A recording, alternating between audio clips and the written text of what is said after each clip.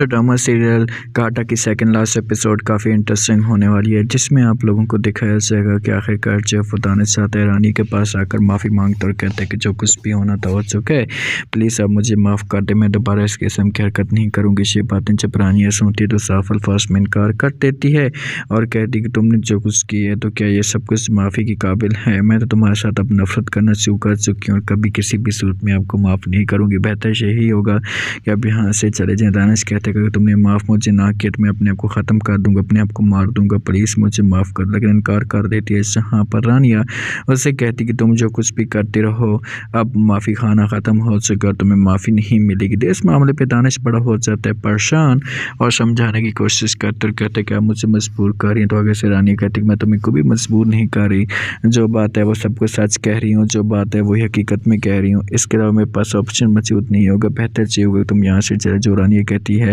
जब ये बात करती है तो दानिश कहते कि ठीक है, ना सही तो फिर ना सही, एक बात कान खोल कर सुन लेना, अगर तुमने जो मेरे साथ ऐसा किया और मुझे माफ़ ना किया तो मैं कभी भी जो वो दोबारा इस घर में नहीं होऊंगा, अपने आप को ख़त्म कर दूंगा, बर्बाद कर दूंगा। रानी कहती है कि बर्बाद तो तुम वैसे भी हो चुके हो, बर्बाद तुम उस दिन से हुए थे जिस दिन से तुमने मेरी ज़िंदगी को बर्बाद की है। यही थी, मैं आपके आगे हाथ जोड़ती थी, रिक्वेस्ट करती थी, मिन्नतें तरले करती थी कि ऐसा मत करो, लेकिन तुमने मेरी बात नहीं सुनी थी। और आज देखेंगे आपके साथ क्या हो रहा है। सना आती है और आकर जब वो बात करती है जहाँ पर हमजा के साथ, वैसे कहती है कि देखो हमजा, मैं उस वक़्त लालच में थी लेकिन अब मेरा कोई मकसद नहीं है। तो हमसे ये बातें सुनते सना को कहते कि तुम्हारा मकसद हो या ना हो, लेकिन मेरा मकसद था, मैंने सिर्फ और सिर्फ आपके ख़ानदान को दिखाने के लिए सब कुछ किया था, मुझे आप में कोई भी इंटरेस्टिंग नहीं थी। मैं आज भी रानिया के साथ मोहब्बत करता हूँ और हमेशा उसी के साथ मोहब्बत करूँगा। तो इस मामले पर सना को चढ़ जाते है गुस्सा और वो हमसे को कहती कि आखिरकार तुम चाहते क्यों? हमसे कहते कि मैं ये चाहता हूँ कि तुम हमेशा के लिए यहाँ से चली जाओ, मेरी ज़िंदगी से दूर हो, दोबारा मेरी ज़िंदगी में आने की कोशिश मत करना। सना कहती कि तुम जो मुझे सज़ा देना चाहते हो दे दो, यहीं पर जो कुछ मेरे साथ करना चाहते हो करो, मैं हाजिर हूँ, लेकिन प्लीज़ अब मेरे साथ ऐसा मत करें। तो जहाँ पर जब हमसे इंकार करता है और कहते हैं कि प्लीज़ अब मुझे मजबूर मत करें, अब कुछ भी नहीं हो सकता, जो कुछ भी होना है हो चुका है, बेहतर सी होगा कि आप यहाँ से चले जाएँ। तो जहाँ पर सना की आंखों में बेनतहा आंसू होते हैं, रो रही होती है, उसके पास कोई अल्फाज मौजूद नहीं होते, लेकिन अब इसके साथ कोई बात नहीं करता हमजा और उसे वहाँ से जो वो भेज देता है। सना अपने घर में आ जाती है, अब उसके पास अल्फाज नहीं हैं, बेचारी मिन्नतें तरले तो करती है हमजा की, उसके आगे हाथ चीज़ जोड़ती है, माफ़ी मांगती है, लेकिन वहाँ पर कोई भी इसे हमजा माफ़ नहीं करता।